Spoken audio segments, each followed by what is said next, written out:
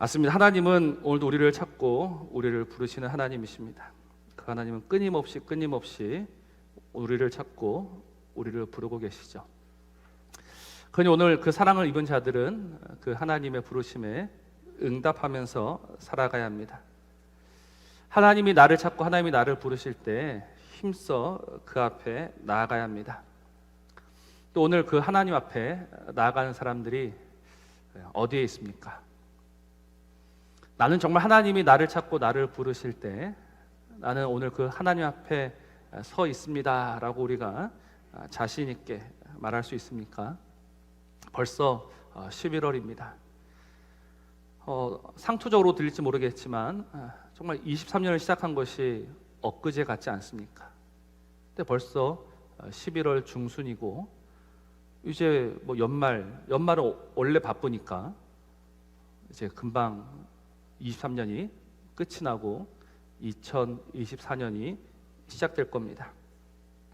우리는 이처럼 정신없는 삶을 살아가고 있습니다. 그리고 이 정신없는 삶에 어느덧 적응이 되어 있습니다. 이번 우리가 그 코로나 그 시절을 겪으면서 참 다들 새로운 경험을 하셨을 거예요. 특별히 언제 그 새로운 경험을 할 수 있냐면 격리됐을 때. 여러분, 저도 격리를 한번 했었고 뭐 대부분 거의 모든 분들이 한 주 이상씩 이제 자가 격리를 하셨어야 했을 겁니다. 어떻던가요? 갑자기 모든 일상이 다 멈추고 그 좁은 곳 안에 혼자 계실 때 여러분 마음이 어떠셨습니까? 저는 처음에는 되게 좋았어요. 저는 뭐 이제 와서 고백하는 말이지만 황제 같은 대접을 받았습니다. 그리고 별로 아프지도 않았거든요. 보통 이렇게 일주일에 있으면 저는 하루 아팠나? 그리고 이제 나머지 6일은 정말 편하게 지냈습니다. 뭐 아침에 눈 뜨면 아내가 밥 갖다 주죠. 뭐 간식 갖다 주죠. 그리고 뭐 애들이 오고 싶어도 옛날 같으면 애들이 막 달려왔겠지만 이제 아래에서 지네들끼리 알아서 가면 안 돼. 저 혼자 아주 일주일을 편하게 지냈습니다. 처음에는 좋더라고요.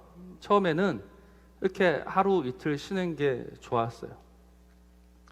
근데 뭐 3일 되고 4일 되니까 좀이 쑤시기 시작하고 그러면서 이제 불안한 마음이 들기 시작합니다. 어떤 불안함인가? 이대로 가만히 있어도 괜찮은 것인가? 왜냐하면 세상은 끊임없이 일하고 있고 움직이고 있고 앞으로 나아가고 있잖아요. 그런데 그 세상은 그렇게 나아가고 있는데 나만 혼자 뒤처져 있는 것 같은 불안함이 제 안에 있더라고요. 그래서 괜히 조급하게 되고 조바심이 나게 되고 아마 여러분들도 똑같은 마음이지 않았을까라고 생각합니다. 처음에는 좋았지만 그냥 이렇게 계속 있어도 되는 것인가 불안한 거예요. 마치 나가서 빨리 무엇인가를 해야 될 것 같은데 이러다가 내가 너무 뒤처지게 되면 어떡하나라는 걱정이 우리를 괴롭힐 때가 있었습니다. 또 우리는 한번 생각해 봐야 합니다. 왜 이렇게 조바심이 나야 될까? 왜 이렇게 조급해야 될까? 여러분, 무엇을 위함입니까? 왜 열심히 나가서 일을 해야 합니까? 왜 정신없이 앞만 보고 달려가야 합니까? 이유가 뭡니까? 그냥 옆에서 달려가니까 나도 같이 뛰어가야지 이게 아니고 옆에서 뛰어갈 때 우리도 정신없이 함께 뛰어가지 말고 멈춰서 생각해 보자고요. 무엇을 위해 우리는 오늘 살아가고 있는가? 따지고 보면 이유는 분명합니다. 조금 더 누리기 위함이에요. 조금 더 가지고 조금 더 먹고 조금 더 높은 곳에 올라가기 위해서. 우리 삶의 목적이 바로 여기에 포커스가 맞춰져 있습니다.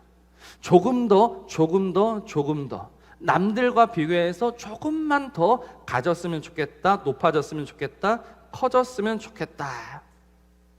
그게 모든 사람들의 공통된 관심이고 목적이고 목표다 보니 그냥 뒤처지는 게 싫고 정신없이 앞만 보며 살아가고 있는 겁니다.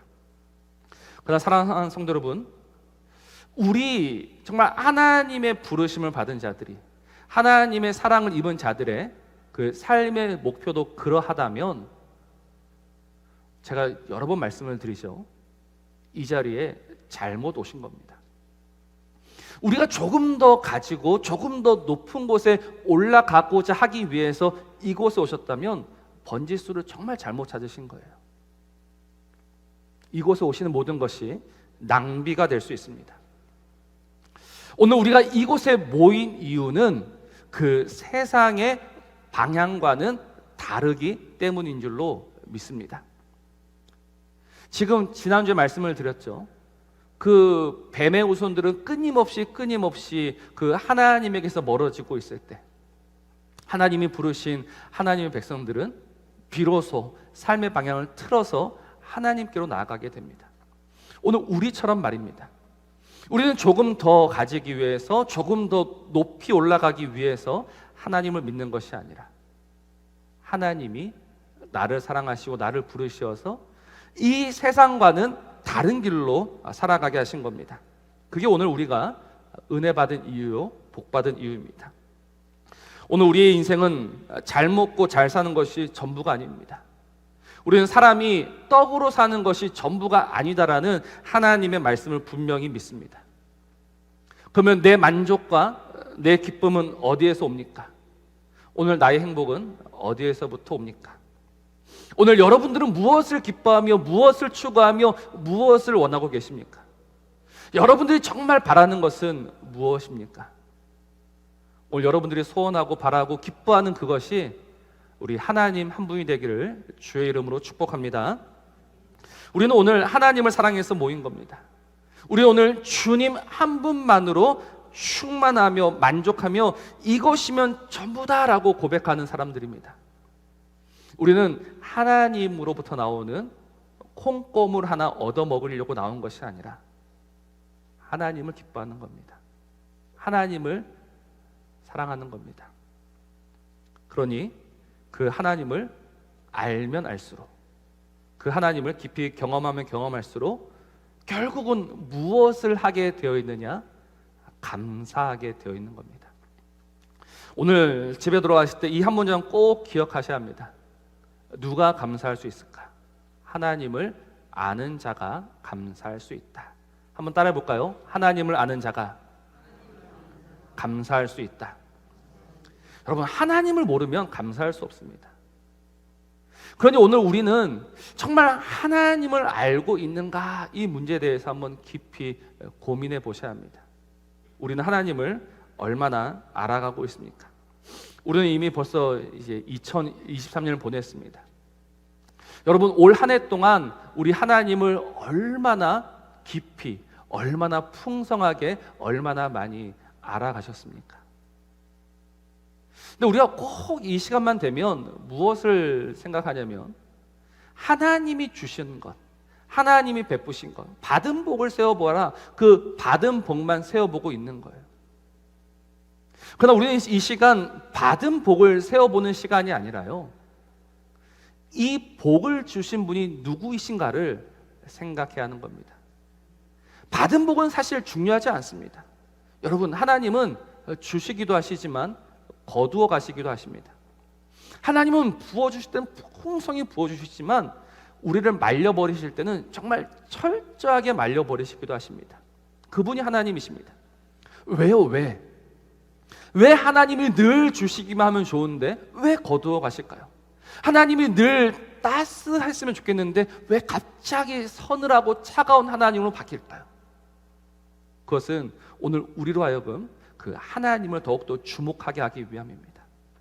오늘 이 어리석은 자들이 하나님이 떡을 줄 때는 기뻐하고 하나님이 떡을 가져가실 때는 하나님을 원망하는 자가 아니라 언제나 어디서나 그 하나님께 감사하는 자로 만들어내시기 위해 하나님은 주시기도 하시고 거두어 가시기도 하시는 거예요.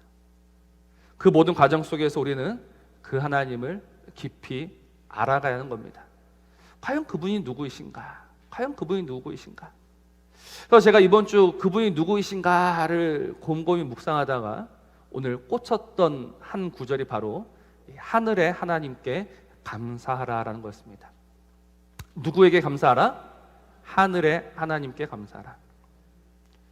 여러분들은 이 하늘의 하나님이란 말을 들으시면 어떤 생각이 드십니까? 하늘의 하나님, 하늘의 하나님. 그는 진실로 크고 높으신 하나님이십니다. 우리가 어떻게 알 수 없고 다가갈 수 없고 범접할 수 없는 분이 하늘의 하나님이세요. 여러분, 하늘의 하나님 한번 상상해 보십시오. 얼마나 크십니까? 얼마나 높으십니까? 이 땅에 있는 정말 이 미련한 자들이 그 하나님을 알 수 있을까요? 그 하나님 근처라도 갈 수 있을까요? 우리는 그 하나님을 알 수도 없고 근처에도 갈 수 없습니다. 그러나 오늘 우리가 그 하나님을 알아가며 그 하나님을 사랑하며 그 하나님을 기뻐할 수 있는 유일한 이유는 그 하늘의 하나님이 그 하늘을 버리시고 우리에게 오셨기 때문입니다. 하늘의 하나님이 우리를 그 하늘을 버리시고 우리에게 오셨다. 왜 오셨을까요? 그 하늘의 하나님이 하늘을 버리시고 우리에게 오신 이유는 우리를 사랑해서입니다. 우리를 불쌍히 여겨서입니다. 그래서 에스겔서 16장 6절 말씀을 보면 이런 말씀이 있어요. 내가 내 곁으로 지나갈 때 내가 피투성이가 되어 발짓하는 것을 보고 내게 이르기를 너는 피투성이라도 살아있으라. 다시 이르기를 너는 피투성이라도 살아있으라. 이게 우리에게 주시는 하나님의 말씀입니다. 우리는 어떤 존재였습니까? 우리는 버려진 존재입니다. 아무것도 할 수 없어서 그 길가에 버려진 존재입니다. 피투성이. 그러나 하나님 그 피투성이 인생을 돌아보십니다. 그리고 말씀하십니다. 살아있으라, 살아있으라. 내가 너를 반드시 살릴 것이다. 그래서 그 하나님이 그 하늘을 버리시고 우리에게 오신 거예요. 그 하나님 우리를 사랑하시고 긍휼히 여기시며 기뻐하시기에 그 하늘의 모든 것을 버리고 오늘 우리에게 오셨단 말입니다. 그러면 그 하나님의 사랑을 입은 자들은 오늘 어떻게 하고 있습니까? 그 하나님의 사랑을 받은 자들은 오늘 무엇으로 그 하나님의 사랑에 반응하고 있습니까? 사람의 역사는요, 언제나 배신과 배반의 역사다라는 것을 여러분들은 동의하실 겁니다. 하나님 우리를 사랑하셨건만 우리는 그 하나님에게 사랑을 드리기는커녕 아픔과 상처만 드렸습니다. 배신했고요, 배반했습니다. 우리는 그 하나님을 십자가에 못 박았습니다. 우리는 그 하나님을 거절했고 우리는 그 하나님을 미워했고 우리는 그 하나님을 십자가에다가 못 박았습니다. 만일 여러분들이 하나님이시라면 그 사람은 어떻게 하실 것 같아요? 그 피투성이 같은 그 인생을 불쌍히 여겨서 옷이여 보듬어 아껴가며 살려가며 일으켜내셨는데 그 사랑을 입은 자들이 그 하나님을 버렸다면 여러분들은 어떻게 하실 것 같습니까? 당장이라도 버려야 되겠죠. 당장이라도 끊어내야 할 것입니다. 더 이상 너는 내 사랑이 아니다라고 이야기해야 할 겁니다. 그러나 우리 하나님은 그렇게 하지 않으세요. 그 하나님은 끊임없이 우리에게 오셨고 우리를 사랑하셨고 우리의 손을 잡아주셨습니다. 그분이 우리 하나님이십니다. 그분이 이 연약한 인생처럼 그 사랑을 거두어 가셨다면 우리는 죽을 수밖에 없었을 거예요. 저희 집에 지금 고양이가 한 마리 있습니다. 절대 고양이를 안 키운다 했었는데 왜 고양이를 데려왔느냐, 한 4주 정도 됐을 거예요. 그 길가에 버려진 고양이가 있었어요. 하필 이 길가에 버려진 고양이를 저희 집 애들이랑 애들 엄마가 같이 봤습니다. 너무 불쌍하잖아요. 또 혹시 그 고양이 엄마가 올 수도 있으니까 하루 정도 관찰했는데 끝끝내 오지 않았어요. 그래서 그날 너무 추우니까 이대로 두면 죽을 것 같다 싶어서 데리고 왔어요. 데리고 왔는데 늘 하는 이야기가 있어요. 뭐라고 하냐면 절대 안 키울 거다. 절대 안 키울 거다. 그러면서 이제 조금만 크면, 지금은 너무 어리니까 키워줄 건데 조금만 크면 이제 밖에 내보낼 거다라고 끊임없이 이야기합니다. 근데 이제 조금씩 커서 이제 버릴 때가 됐는데 하필 겨울이 왔습니다. 그러니까 겨울에 내보내는 것도 너무 양심에 걸리잖아요. 그러니까 이 겨울이 지나면 할 거다. 그래서 요즘도 고양이를 잡고 계속 협박합니다. 어떻게 협박하냐? 너 조금만 있으면 나간다. 너 조금만 있으면 나간다. 얼마 전에는 이렇게 대문 열어놓고 찬바람을 쐬어주면서 야, 이게 네가 곧 경험해야 될 세상이야. 바깥에 나가면 무서운 형들 많이 있어. 그 고양이가 그 엄마의 말을 못 알아들어서 다행이지, 만약 고양이가 그 지금 임시 보호하고 있는 엄마가 아니죠, 저 아줌마의 말을 알아들었더라면 고양이는 기분이 어땠을 것 같습니까? 맨날 보면서 너 조금만 있으면 나가야 돼. 너 조금만 있으면 나가야 돼. 만약 고양이가 그 말을 알아들었더라면 속상했을 것 같아요. 그렇지 않을까요?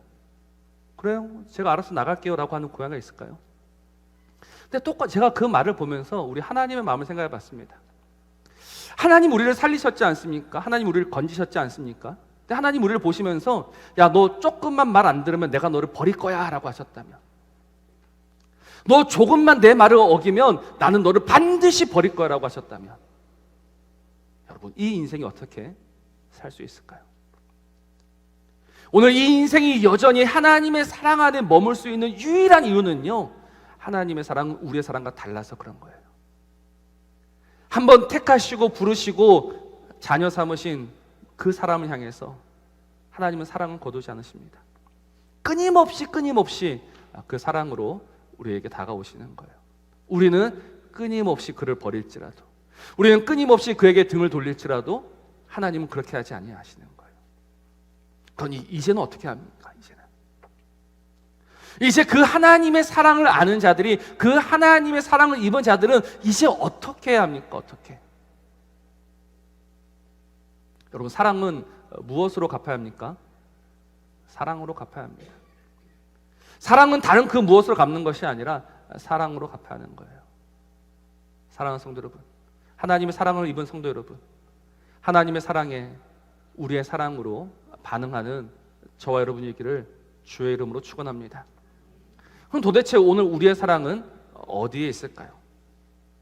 오늘 우리가 하나님에게 사랑을 드려야 하는데, 여러분 우리의 사랑은 무엇입니까? 여기서 우리는 참 예민해지게 됩니다. 과연 하나님을 사랑하는 것이 무엇일까? 여러분, 하나님을 사랑하는 것이 무엇입니까? 그럼 이 답을 잘 모르겠다면 그냥 나는 사랑하는 사람에게, 내 사랑하는 이에게 무엇을 주고 싶은가를 한번 생각해 보십시오. 내가 정말로 사랑하는 사람이 있다면 여러분 무엇을 주고 싶으십니까? 사랑하는 이에게 아까운 것이 있습니까? 사랑하는 이에게 내 전부를 내어준다 해도 여러분 아까운 것이 있습니까? 아까운 것이 없어요. 사랑하면 아까운 것이 없는 겁니다. 맞습니다. 우리는 이 사랑하는 사람에게는 내 모든 것을 내어줄 수 있습니다. 그럼 하나님에게는요? 하나님에게는 내 모든 것을 드린다라고 하면서 우리는 언제나 무엇만 드립니까? 내 마음만 드리고 있습니다. 여러분, 내 마음만 드리면서 하나님, 내 마음이 내 사랑입니다라고 우리가 자신 있게 이야기할 수 있을까요? 우리가 이 마가복음 10장 한번 봤으면 좋겠습니다. 마가복음 10장 21절에서부터 22절 말씀인데요, 이렇게 말씀합니다. 예수께서 그를 보시고 사랑하사 이르시되 내게 아직도 한 가지 부족한 것이 있으니 가서 내게 있는 것을 다 팔아 가난한 자들에게 주라. 그리하면 하늘에서 보화가 내게 있으리라. 그리고 와서 나를 따르라 하시니 22절 그 사람은 재물이 많은 고로 이 말씀으로 인하여 슬픈 기색을 띠고 근심하며 가니라. 여러분, 정말 이 말씀이 아멘이십니까? 예수님 그 한 사람을 보시고 사랑하셨습니다. 우리가 21절에서 분명히 봤죠. 예수님은 그를 사랑하셨어요. 예수님이 그를 사랑하셨기 때문에 요구하셨어요. 버려야 한다. 그러면 그 사랑을 입은 자가 알겠습니다 라고 말하면 좋겠는데 오히려 슬퍼하고 근심하며 돌아갔다라고 했습니다. 뭐가 걸린 거예요? 뭐가 문제인 겁니까? 결국은 물질이 문제가 되는 겁니다. 여러분, 이 물질에 대해서, 아니 돈에 대해서 우리는 조금 솔직했으면 좋겠습니다. 정직했으면 좋겠습니다. 내 마음은 드릴 수 있는데 내 돈은 드릴 수 없다. 주님이 분명히 말씀하셨잖아요. 하나님과 재물을 겸하여 섬길 수 없다. 하나님을 사랑하는 자는 결국 마음과 그 마음의 물질이 함께 가야 하는 거예요. 다음 주가 추수감사주일입니다. 추수감사주일에는 꼭 교회에서 봉투 하나를 줘요. 하나님께 드리래요. 그런데 제가 여러 번 경험하면서 참 마음 아팠던 것이 있습니다. 뭐였냐면 추수감사주일 아침에 와서 그때서야 생각이 나는 거예요. 분명 지난주에 광고했었는데 그래 준비해야지 하다가 그냥 잊고 살아가다가 추수감사주일 아침에 와서 딱 보니까 추수감사주일 헌금 봉투가 보이는 거예요. 그때서야 주머니에서 주섬주섬 꺼내서 드리는 사람들을 사실 수없이 봤습니다. 그래서 제가 담임 목사가 되면 하고 싶었던 게 하나 있었어요. 뭐였냐면 추수감사주일 아침에는 다음 주에 오시면 저 추수감사주일 헌금 봉투를 못 보실 겁니다.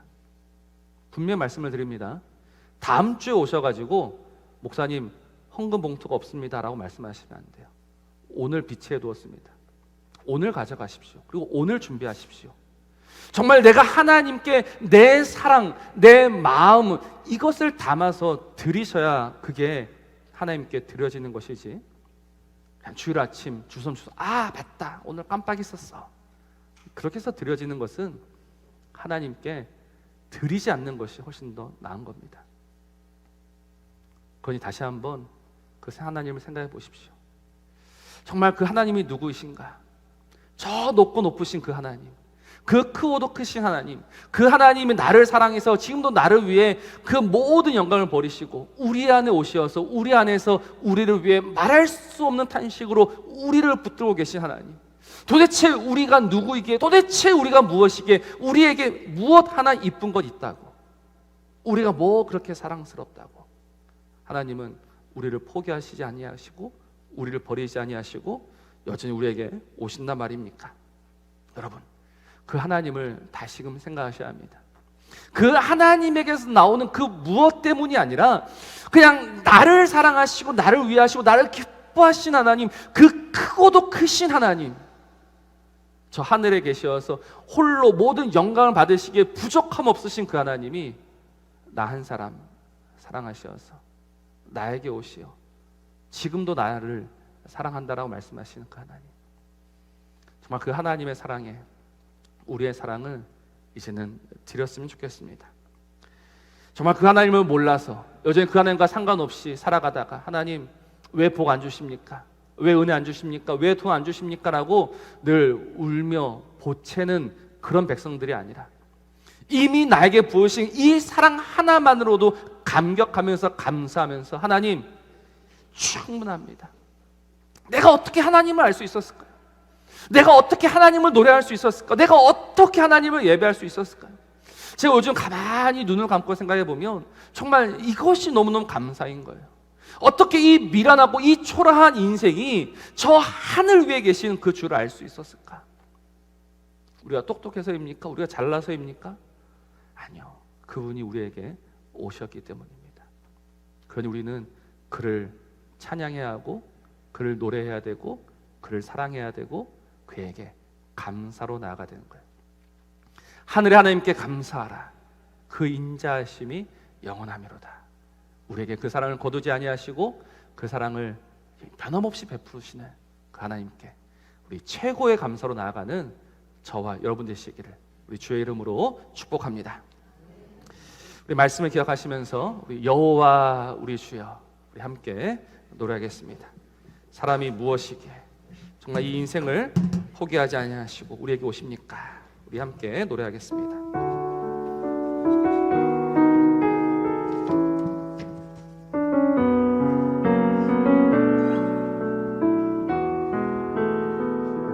여호와 우리 주여